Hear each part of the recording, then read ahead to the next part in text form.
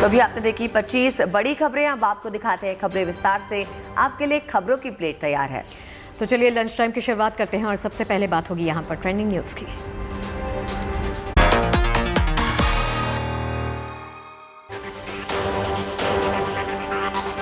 वकीलों की हड़ताल की वजह से ज्ञानवापी सर्वे पे सुनवाई टली। अब 2 याचिकाओं पे नई तारीख मिलेगी। यूपी में नए मदरसों को अब नहीं मिलेगा अनुदान, पुराने मदरसों को जारी रहेगी सहायता, योगी सरकार का फैसला।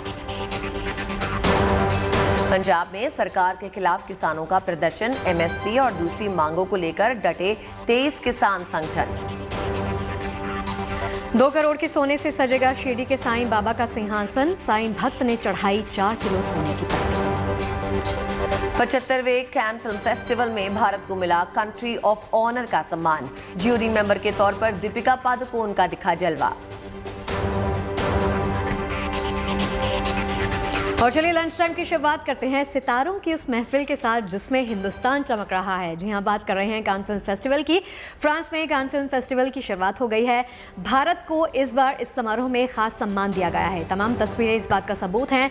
साथ ही साथ इंडियन एक्ट्रेस जो हैं दीपिका पादुकोण इस बार फिल्म समारोह में ज्यूरी में वो शामिल हुई हैं, उनको मेंबर बनाया गया है। उनके साथ आर माधवन, रिकी केज, वानी त्रिपाठी, प्रसून जोशी, अनुराग ठाकुर, नवाजुद्दीन सिद्दीकी, शेखर कपूर भी भारत का कान फिल्म फेस्टिवल में प्रतिनिधित्व करते दिखाई देंगे। कान फिल्म फेस्टिवल का आर माधवन के फिल्म करियर में खास महत्व है। आर माधवन कान के जरिए बतौर डायरेक्टर बड़ी शुरुआत करने जा रहे हैं। कान फिल्म फेस्टिवल के दौरान केंद्रीय मंत्री अनुराग ठाकुर की ओर से भी कान पहुंचे भारतीय प्रतिनिधि मंडल के लिए आधिकारिक डिनर होस्ट किया गया। चलिए आपको दिखाते हैं फिल्म समारोह की ओपनिंग पर हमारी ये खास रिपोर्ट।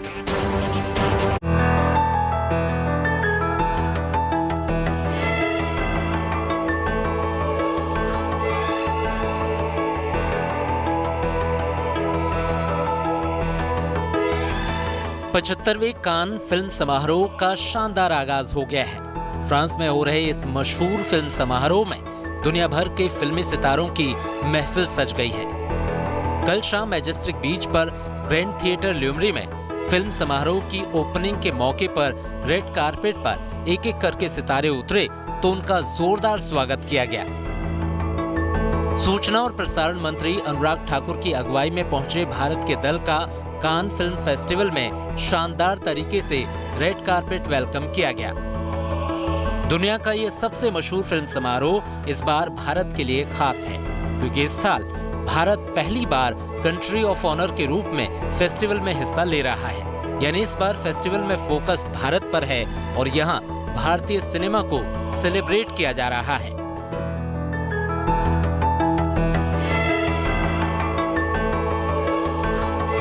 प्रधानमंत्री नरेंद्र मोदी ने कान फिल्म समारोह में भारत की कंट्री ऑफ ऑनर के रूप में हिस्सेदारी पर खुशी जाहिर की। अपने संदेश में उन्होंने कहा कि भारत के पास कहने के लिए बहुत सारी कहानियां हैं और इस देश में वास्तव में दुनिया का कंटेंट हब बनने की अपार संभावनाएं हैं। पीएम मोदी ने अपने संदेश में अंतर्राष्ट्रीय फिल्म निर्माताओं को भारत में फिल्म बनाने की शानदार संभावनाओं का फायदा उठाने का संदेश दिया। कंट्री ऑफ ऑनर के इस ऐतिहासिक मौके का गवाह बनने कान पहुंचे भारतीय दल में चर्चित फिल्मकार शेखर कपूर, एक्टर नवाजुद्दीन सिद्दीकी, आर माधवन, तमन्ना भाटिया, पूजा हेगड़े, संगीतकार ए आर रहमान और मामे खान, सेंसर बोर्ड के चेयरमैन प्रसून जोशी और बोर्ड की सदस्य वाणी त्रिपाठी शामिल हैं। The idea that India is going to about to become, in the next few years, it will become the biggest and the largest media entertainment platform in the world. And we are celebrating the future, not just the past. So this is not just a celebration of cinema, it's a celebration for youth, it's a celebration of the way India has digitized, it's the way broadband is available to everybody, and it's the way that Indian youth and Indian content makers, along with the number of technology people that we have, we're all set to go and conquer the world. I'm so excited about this. It's such an honor, and I'm really looking forward to that. खास बात यह भी है कि बॉलीवुड की superstar Deepika Padukone भी इस बार Cannes film festival की जूरी का हिस्सा है। गोल्डन एंड ब्लैक साड़ी में सजी दीपिका जब कान फिल्म फेस्टिवल के रेड कारपेट पर उतरी तो सबकी निगाहें उनकी ओर टिक गईं। इस मौके पर दीपिका सभी जूरी मेंबर्स के साथ पोज देती दिखी।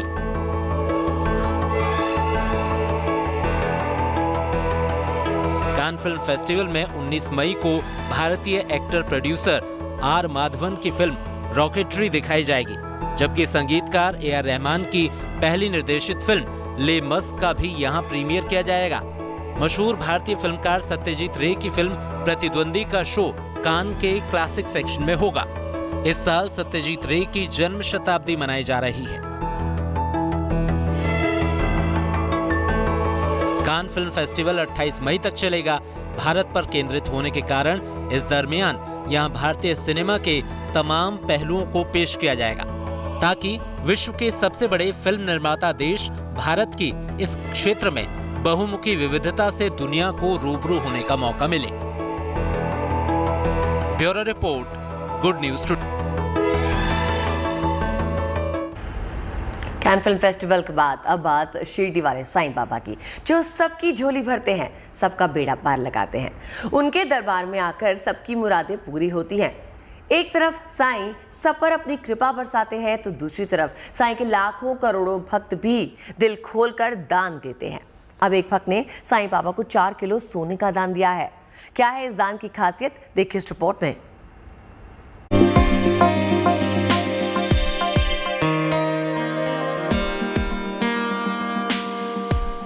शिरडी वाले साईं बाबा के दरबार में एक बार फिर सोने का चढ़ावा। बाबा के एक भक्त ने कुछ इस तरह प्रकट की अपनी श्रद्धा, बाबा के प्रति जताया आभार।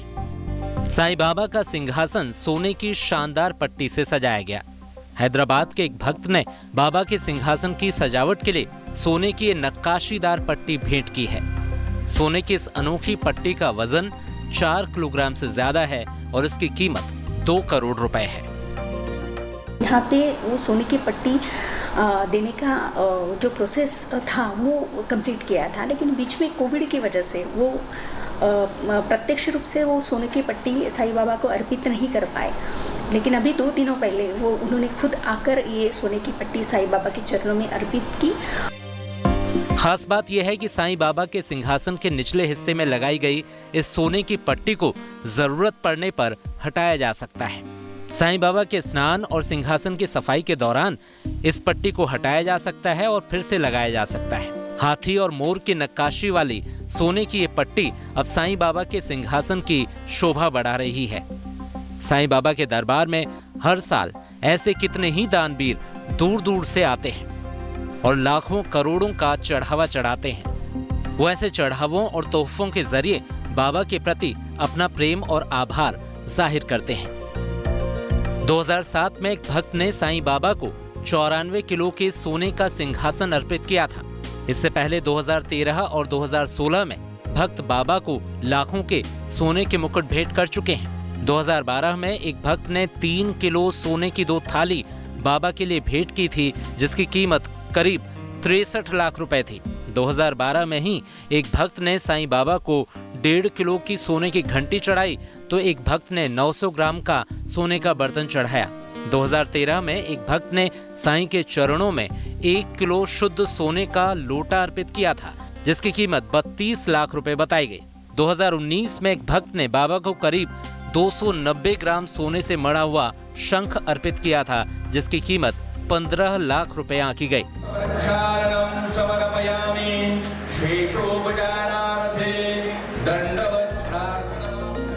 साईं बाबा के दरबार में सोने, चांदी, हीरे, जवाहरात और बेशकीमती रत्नों का चढ़ावा आने का सिलसिला साल दर साल जारी है। ऐसा लगता है सोने से साईं पूरी तरह ढक चुके हैं। साईं बाबा के खजाने में क्विंटल के हिसाब से सोना, चांदी और हीरे के साथ ही कैश और करोड़ों के फिक्स डिपॉजिट भी हैं। भक्त बाबा पर खजाना लुटाते हैं और साईं भक्तों की झोली भरते हैं। भक्त चाहे अमीर हो या गरीब, सब अपनी इच्छा से साईं को जरूर कुछ न कुछ चढ़ाते हैं। कोई साईं को पैसे रुपए चढ़ाता है, तो कोई सोने का मुकुट चढ़ाता है, तो कोई साईं बाबा की प्रतिमा और उनके मंदिर को सजाने के लिए सोने, चांदी, हीरे, जवाहरात का दान देता है। साईं बाबा के प्रति भक्तों की श्रद्धा अनमोल है। तो उनके चढ़ावे में दिए सोने चांदी और रत्नों का भला क्या हिसाब। ये तो भक्तों की श्रद्धा है, जिसकी वजह से साईं बाबा का खजाना लगातार बढ़ता चला जा रहा है। Nitin Mirande, Shirdi, good news today. तो साईं बाबा के प्रति ये श्रद्धा की बानगी तो आपने देख ली। अब बात करते हैं श्री राम की। हम आपको अब दिखाने जा रहे हैं उन मूर्तियों की अद्भुत झलक जो अयोध्या में श्री राम जन्मभूमि की शोभा को बढ़ाएंगे। गुड न्यूज़ टुडे पर हम आपको उन 120 मूर्तियों की एक्सक्लूसिव तस्वीरें दिखाने जा रहे हैं जो श्री राम मंदिर के रामकथा कुंज में स्थापित की जाएंगी। इन प्रतिमाओं के माध्यम से श्री राम के जीवन का वर्णन किया गया है।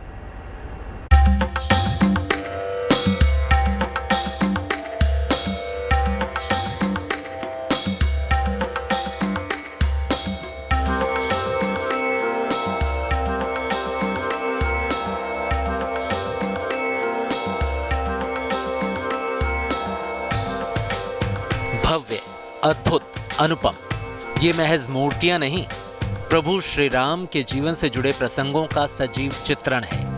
हर मूर्ति मर्यादा पुरुषोत्तम श्री राम के जीवन के अहम प्रसंग का वर्णन करती है, राम कथा कहती है।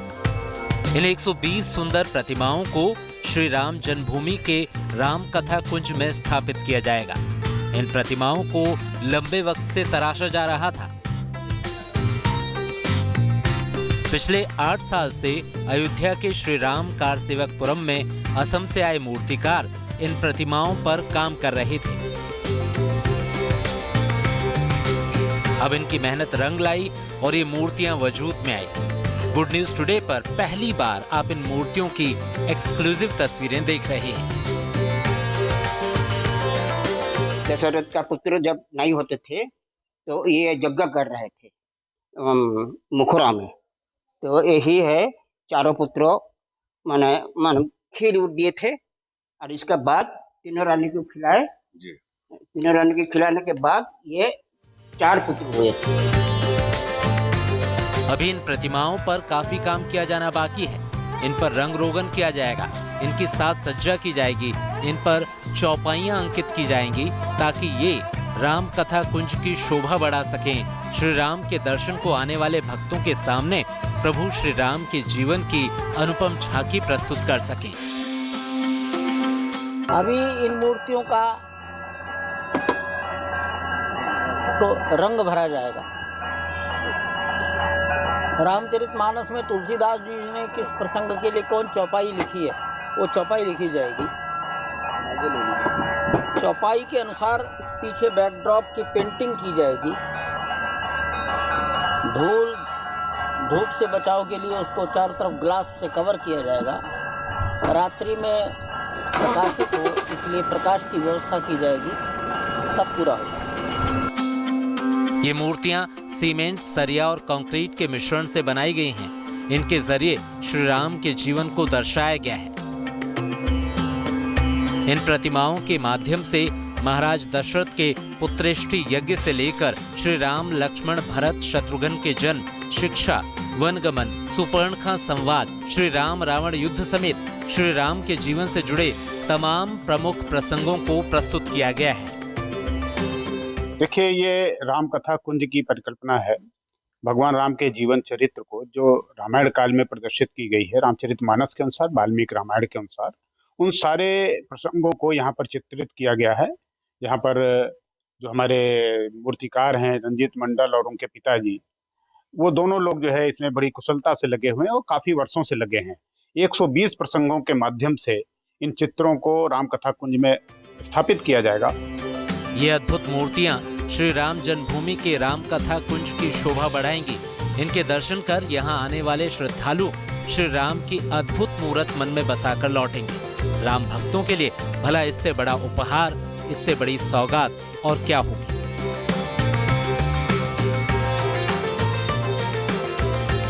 Balbir Singh, Ayodhya, good news today. Ayodhya के कनक बिहारी मंदिर में इन दिनों फूल बंगले की झांकी सजाई गई है। गर्मी के मौसम में ये फूल पूरे मंदिर परिसर को शीतल बना रहे हैं। इस खास सजावट को देखने के लिए दूर दूर से श्रद्धालु मंदिर पहुंच रहे हैं।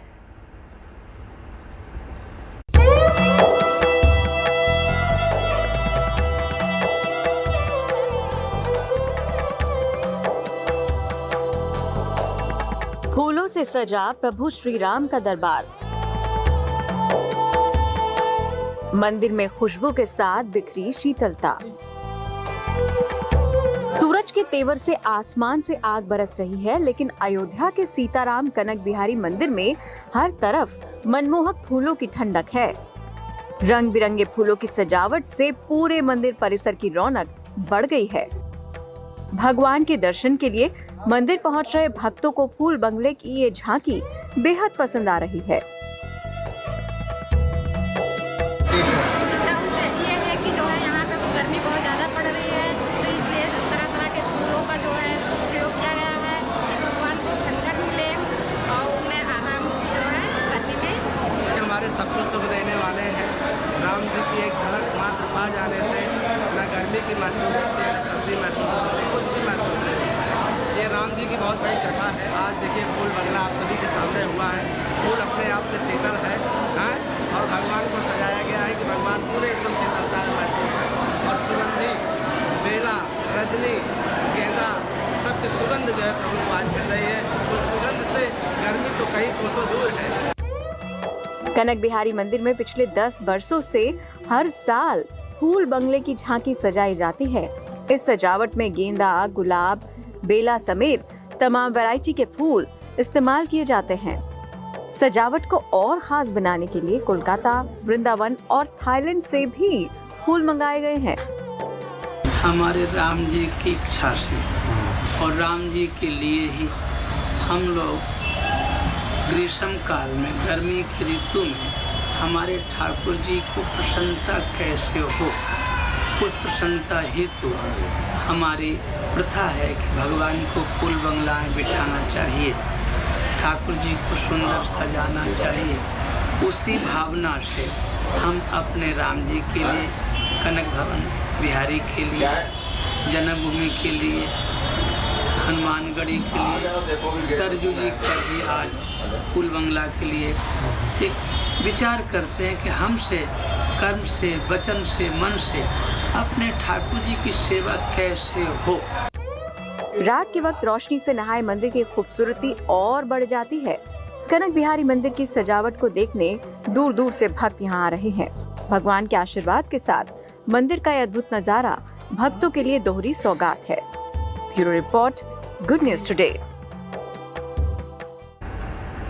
तो देखिए, सिर्फ अयोध्या ही नहीं, कानपुर में भी गर्मी के मौसम में मंदिर में खास प्रकार के इंतजाम किए गए हैं। भगवान को गर्मी ना लगे इसके लिए यहाँ मंदिर में एसी लगवाया गया है। भगवान के भोग में भी ठंडक पहुँचाने वाले फलों का इस्तेमाल किया गया है।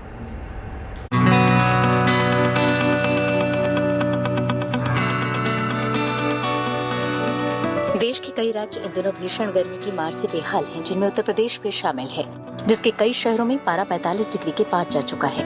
ऐसे में कानपुर शहर के एक मंदिर में भगवान को गर्मी से बचाने के लिए वहां एसी लगाया। साथ ही तरबूज, खरबूजा और लस्सी जैसे खाने पीने की चीजों से भगवान को भोग भी लगाया जा रहा है।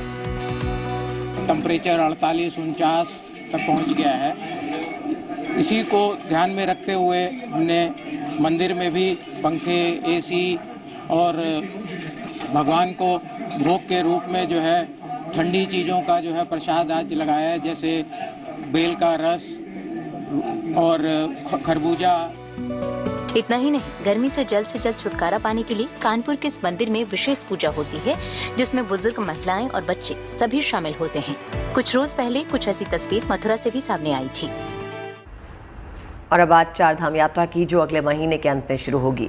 बाबा बर्फानी के दर्शन के लिए 2 साल बाद हो रही इस यात्रा की तैयारियां तेजी से चल रही हैं। इस सिलसिले में सुरक्षा और दूसरी सुविधाओं से जुड़ी चुनौतियों से निपटने के लिए कल गृह मंत्रालय में हाई लेवल बैठक की गई और कई बड़े फैसले लिए गए। देखिए इस रिपोर्ट में।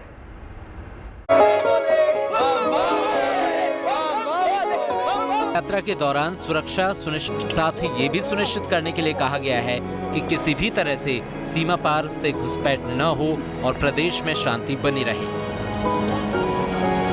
कमलजीत संधू और जितेंद्र बहादुर सिंह के साथ bureau report, good news today.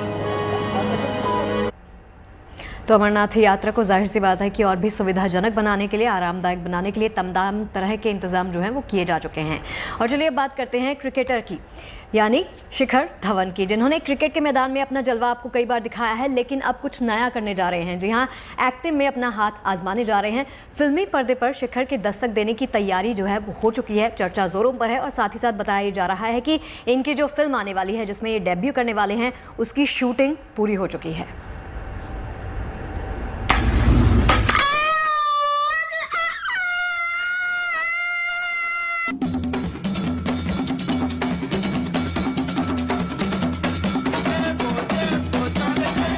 देखिए दुर्राटे काट रही है ओम फो, देखिए धर्राटे काट रही है ओम फो। पुष्पा, पुष्पराज, मैं झुकेगा नहीं साला। क्रिकेट का खिलाड़ी, अब फिल्मों की बारी। मैदान फतह करने के बाद अब गब्बर का एक्टिंग टैलेंट। शिखर धवन की फिल्मी पारी।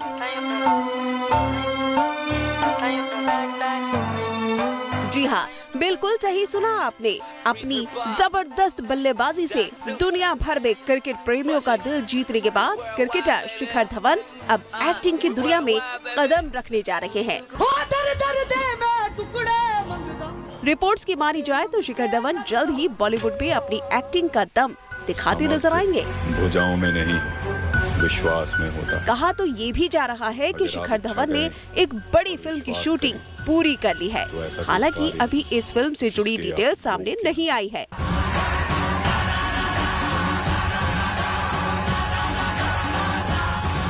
लेकिन अगर ये रिपोर्ट बिल्कुल सही है तो जल्द ही शिखर की फिल्म की रिलीज डेट भी सामने आ जाएगी। हमारे साथ दुश्मनी की बाजी खेलिएगा तो हाथ में पत्ता स्ट्रांग रखिएगा। और तब शिखर धवन के नाम के आगे सिर्फ क्रिकेटर नहीं बल्कि एक्टर का टाइटल भी जुड़ जाएगा। तेनू रब दा वास्ते कमीज वाला,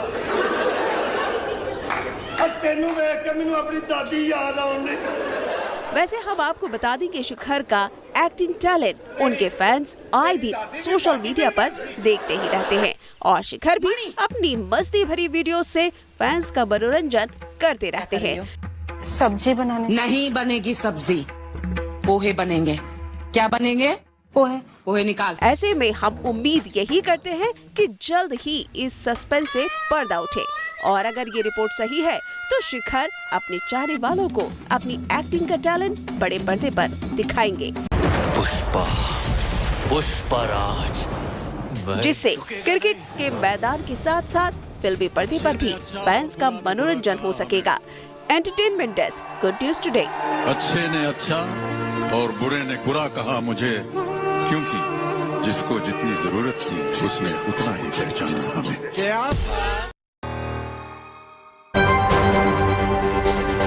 और चलिए इसी के साथ वक्त हो चला है उन तमाम वीडियोस का जो इस वक्त इंटरनेट पर वायरल हो रही हैं।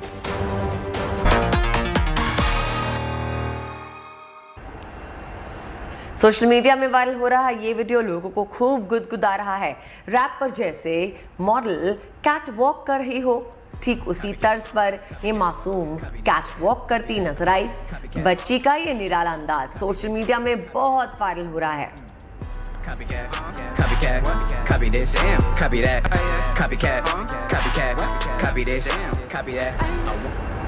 देखिए, इंसानों की तरह परिंदे भी मौज मस्ती करते नजर आ जाते हैं। कैमरा में कैप्चर ये तस्वीरें उसी बात की तस्दीक करती हैं।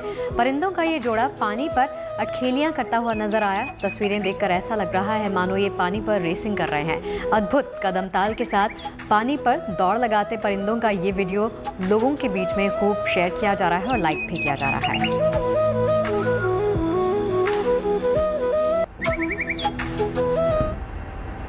और इंसान और बेजुबान की निराली दोस्ती की अब ये तस्वीरें देखिए कि देखिए कैसे एक छोटा सा बच्चा एक डॉग की प्यास बुझाने की कोशिश कर रहा है। बच्चा अपनी पूरी ताकत से हैंड पंप चला रहा है। पानी की जो 2-4 बूंदें गिर रही हैं उससे ये डॉग अपनी प्यास बुझा रहा है।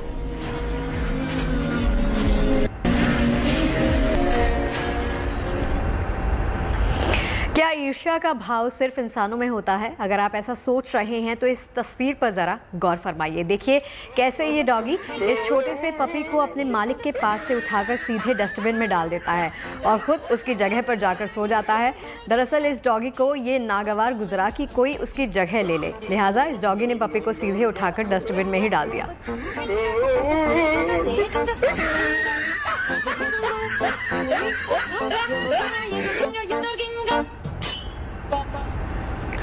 दो डॉग बिस्तर पे आराम से लेटे होते हैं, तभी दरवाजे पे नॉक करने की आवाज आती है। फिर क्या था, एक डॉग दौड़कर बिस्तर से नीचे उतरता है और शुरू हो जाता है मिशन साफ सफाई।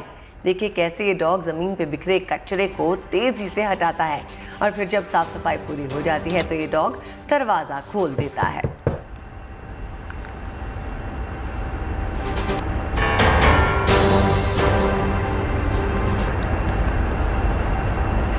और चलिए वायरल तस्वीरों के बाद अब अन्य खबरों का रुख कर लेते हैं। देखिए रोहतक में एक कॉलेज की छात्राओं ने परिंदों के संरक्षण का संकल्प ले लिया है। ये छात्राएं मिट्टी के सकोरों में इन परिंदों के लिए दाना पानी का इंतजाम करती हैं, उन्हें गर्मी से बचाने का प्रयास भी करती हैं। छात्राओं का ये समूह इस मुहिम को जन जन तक भी पहुंचाना चाहता है ताकि भीषण गर्मी में ये परिंदे महफूज हो सके, कोई भी पक्षी भूख प्यास से ना मरे।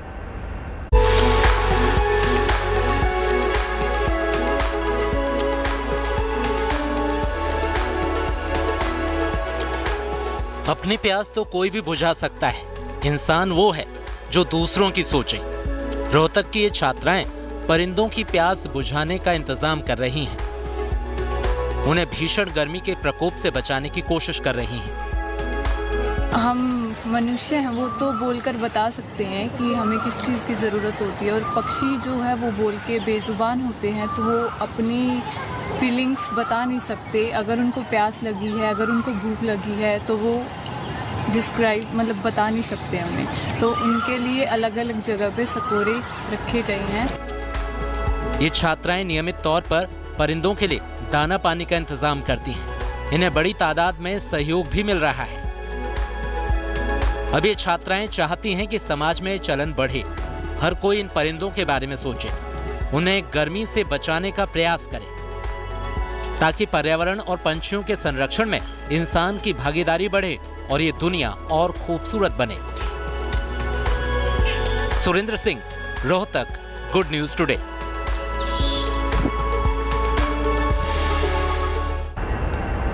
नर्मदापुरम में सेंट्रल जेल के कैदियों ने नर्मदा की साफ सफाई की अनोखी मुहिम छेड़ी है। आप सोच रहे होंगे कि जेल में रहकर ये कैदी मां नर्मदा की साफ सफाई कैसे कर सकते हैं। दरअसल ये कैदी आटे के दीपक बना रहे हैं ताकि जब कोई भक्त इन दीपक को नर्मदा में प्रवाहित करे तो नदी का जल प्रदूषित ना हो।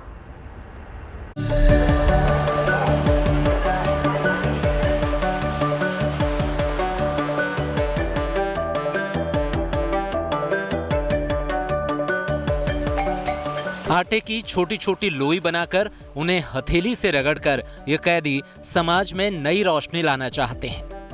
ये मां नर्मदा की स्वच्छता को अखंड बनाए रखने का प्रयास कर रही हैं। ये नजारा है नर्मदापुरम की सेंट्रल जेल का, जहां ये कैदी आटे के दीपक बना रहे हैं ताकि इन्हें नर्मदा में प्रवाहित करने से पावन नदी का जल दूषित ना हो। इन कैदियों ने ऐसे 40,000 दीपक बनाने का संकल्प लिया है, जो कि ये नर्मदा सफाई अभियान के अंतर्गत ही आता है। हम चाहते हैं, हमारा जेल प्रशासन, जेल विभाग और सभी बंदी और विचाराधीन बंदी ये चाहते हैं कि जो मां नर्मदा नदी है, इसके अंदर किसी तरह का प्लास्टिक का कचरा प्रभावित ना हो, और जो शासन और जिला प्रशासन की मंशा है उसमें हमारे द्वारा पूरा सहयोग प्रदान किया जाए। कहते हैं शुभ कर्म का फल भी शुभ ही होता है। आटे से दीपक बनाकर ये कैदी खुद को बुरे विचारों से दूर रख पा रहे हैं और इस नेक मकसद में अपनी भागीदारी भी दर्ज करा रहे हैं। जेल प्रशासन ने आम लोगों से भी इस मिशन में साझेदारी निभाने की अपील की है। जेल प्रशासन के मुताबिक कोई भी जेल के मुख्य द्वार पर आटा दान कर सकता है ताकि ज्यादा से ज्यादा आटे के दीपक बनाए जा सकें, समाज में स्वच्छता की अलग जगाई जा सके और मां नर्मदा की स्वच्छता कायम रहे। Jitendra Verma, Narmadapuram, good news today.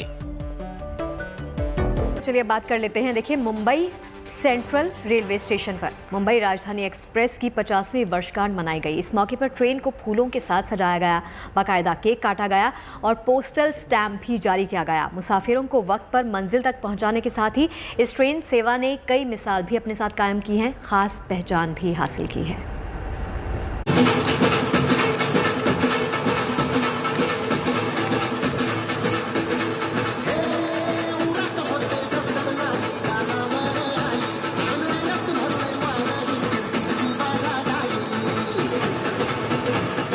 जश्न तो बनता है। मुंबई दिल्ली राजधानी एक्सप्रेस 50 साल की जो हो गई है। इस मौके पर मुंबई सेंट्रल रेलवे स्टेशन पर खास कार्यक्रम मनाया गया।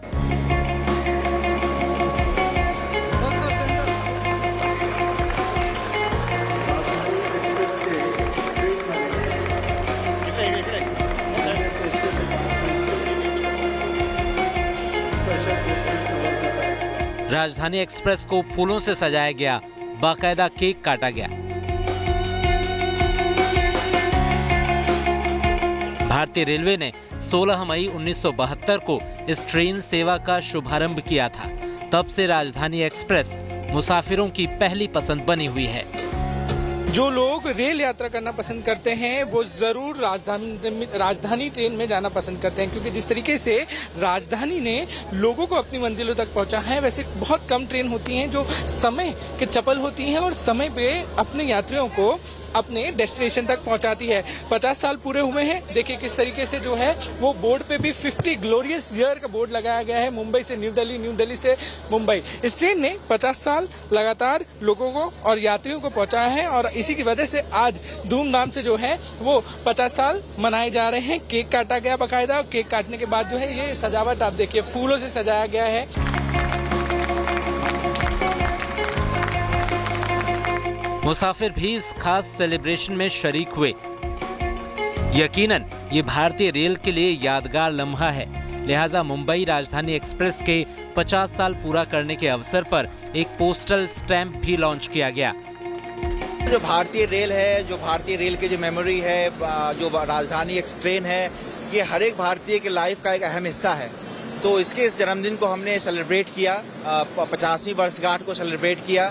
जो हमारे साथ अभी हमने एक स्पेशल डाक टिकट भी जारी किया जो पोस्टल विभाग के सहयोग से, और जो हमारे साथ जो आज यात्री ट्रैवल कर रहे हैं उसके लिए भी हमने विशेष ध्यान रखा है। सुवेनियर टिकट्स भी हम उनको दे रहे हैं। इसके अलावा ट्रेन पे भी ऑन बोर्डिंग में भी विशेष ख्याल रखा जाएगा। ये ट्रेन देश की राजधानी को आर्थिक राजधानी से जोड़ती है। लंबे वक्त से यात्रियों को शानदार सेवा देने की वजह से इस ट्रेन ने अपनी खास पहचान बनाई है। 50 साल का ये सफर तो महज शुरुआत है।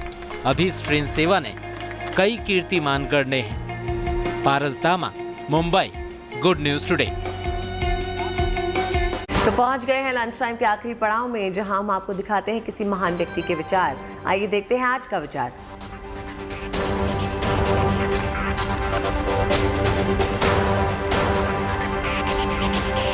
दलाई लामा कहते हैं कि अपनी क्षमताओं को जानकर और उसमें यकीन करके ही हम एक बेहतर विश्व का निर्माण कर सकते हैं।